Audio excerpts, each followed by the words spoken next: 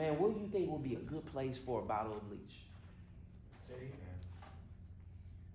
A bottle of bleach, chlorine bleach. What do you think a good place for chlorine bleach would be? In the cabinet. Why? Because you can change the smell and it's away from the sun. Cool. So underneath the cabinet. Now, you were about 15, 16, 17, whatever in that range, right? Right. Most of your life, you have been the height of a cabinet or lower, right? Yeah, you haven't been your height for as long as you've been your height.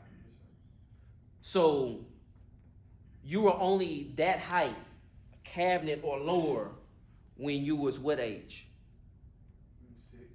6. Probably like 5. You think you was that height when you were 4, 3, and 2?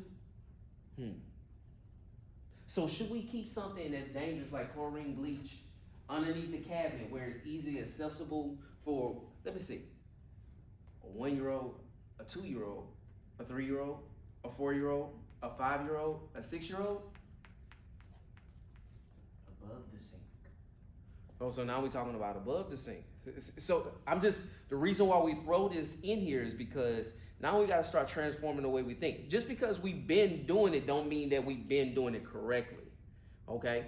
Now, there are ways to make sure that we could put this underneath the sink when we use child locks on there.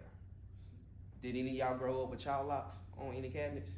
If you were like my parents, they ain't believe in none of that. They ain't believe in baby-proof in no house whatsoever.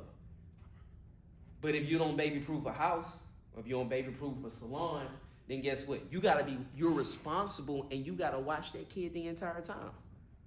So what happened? You bust out a nap and then the baby wake up. They start going, they used to playing with pots and pans. And they go play with pots and pans and all of a sudden, what that is right there? Let me see what that is. Yeah. Next thing you know, man, look, you hearing a bunch of hollering and you run into the ER. All right, so when we do things not only in the salon, but even in our own personal homes, we got to make sure we put precautions for the people that are most vulnerable to these things, people that don't know any better.